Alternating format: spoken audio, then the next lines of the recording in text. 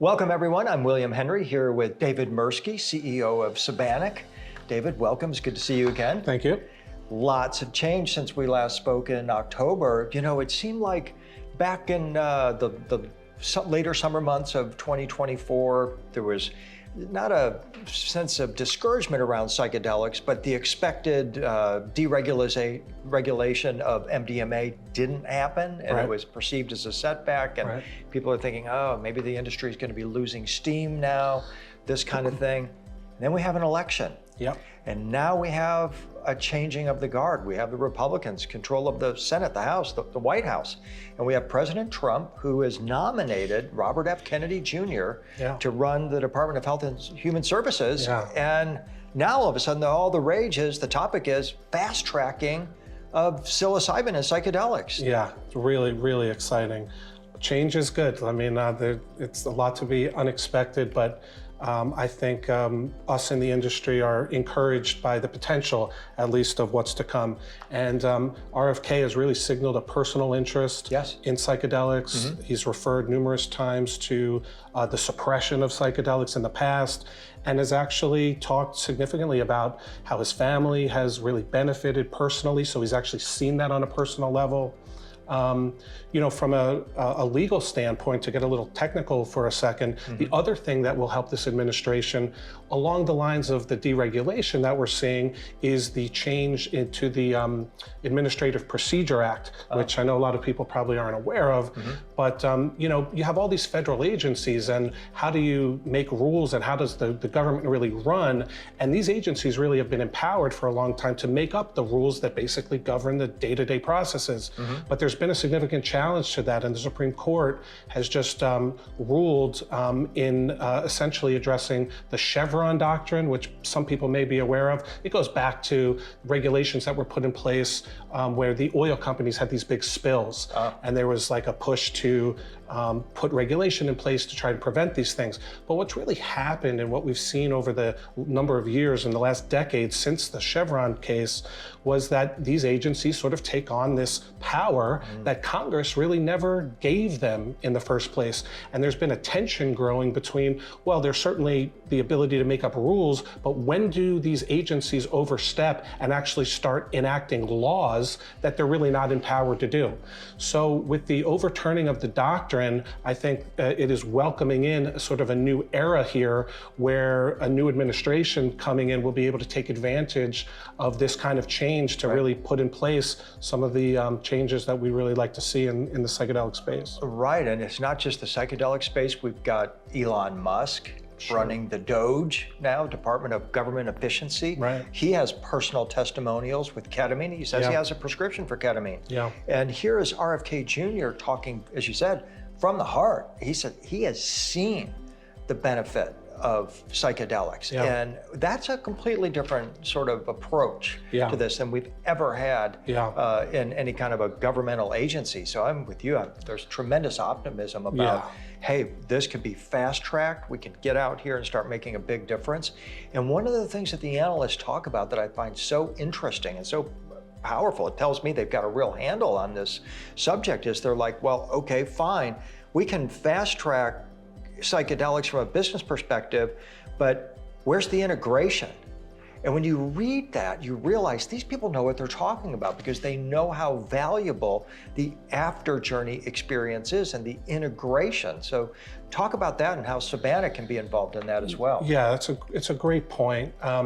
I think, as you know, the one bad thing you're seeing, or sort of a negative thing, you know, as cannabis now is the regulation around that is changing and people have more access to it.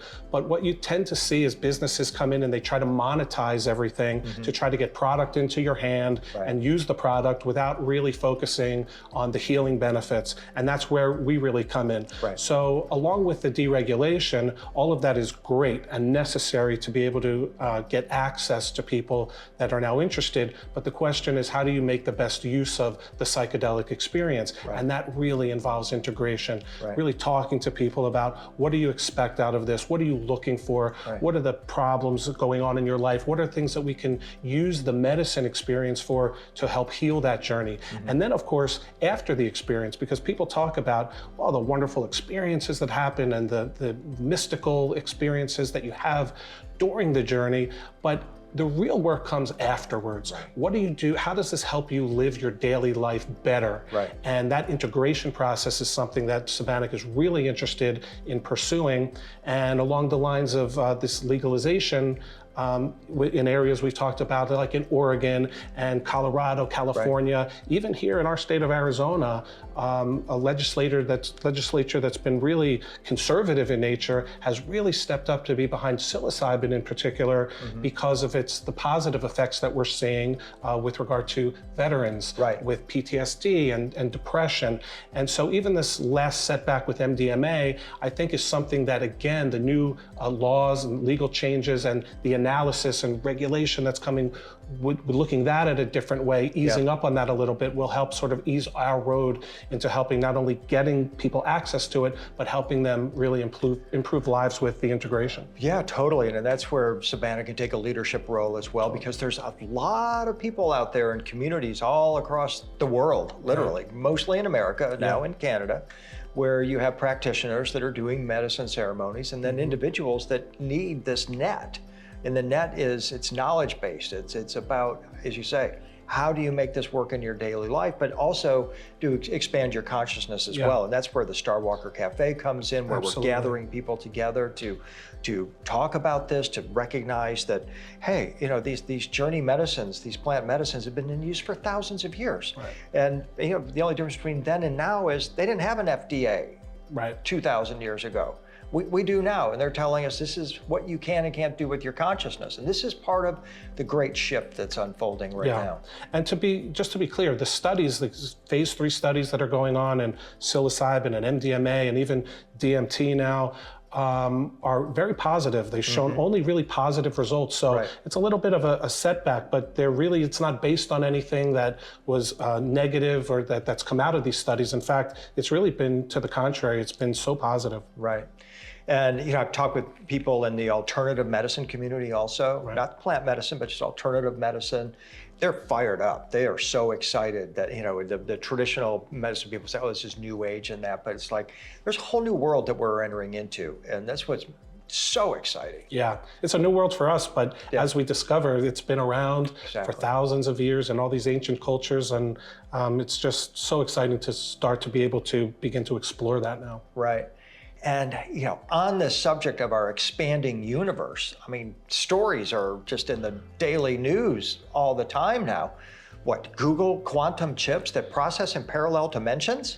It's really interesting. I can't say that I can speak very intelligently about it because it's so complicated. But if you just look at Google's disclosure and the way they're approaching it, they're saying internally that it looks like that the power is coming from parallel universe, and these quantum chips are able to they're solving computations in 5 minutes that would take the life of the universe using our conventional computing power. So I think we're on to something now, and there's definitely a tie into that in terms of our universal expanded consciousness. Yeah, and it's not really a trope, but it's an observation that so many of the people in Silicon Valley doing this work with the quantum chips, they're getting there through plant medicine. They are working with machine elves or DMT. They're utilizing MDMA, ketamine, and other molecules that maybe we aren't even aware of yet. But the two go hand in hand. This development of AI and these quantum computers with the psychedelic renaissance, they're intertwined. People would be really shocked to know the level of involvement that a lot of our corporate leaders, especially in the tech space in Silicon Valley, are really reliant and have really increasingly more now using psychedelics to help sort of set their intention to lead us on this new path of discovery. Right. So, and another item in the news, big, that I know we talk about, just want to mention it briefly, is this drone scenario. I mean, wow, this is putting it right on the front pages of New York, New Jersey, California. What are these drones? What are they? What are these crafts? What are they coming from? What are they doing here? And we don't know. So we don't want to get too far into it and start to speculate about what it is exactly. But I think you and I agree, and people in our space, that certainly open contact with what we know to be alien civilization and whatever that means to us, or what our relationship is. There's so much to be discovered and learned. And I think the one point that I'd want to make is at this point, I wouldn't be fearful. I think that if we are actually being visited right now, and this is the beginning of open contact, no one means us any harm. Right. And I think it's such a big discovery for civilization. Most people don't even think about these things on a daily basis. But fear is really not the way to go. I think we should embrace this and understand that this is going to be an expansion for all of us. Right. I mean, so here we are, middle of December 2024, middle of January, February 2025. We can't even speculate where we're going to be. It's just so exciting.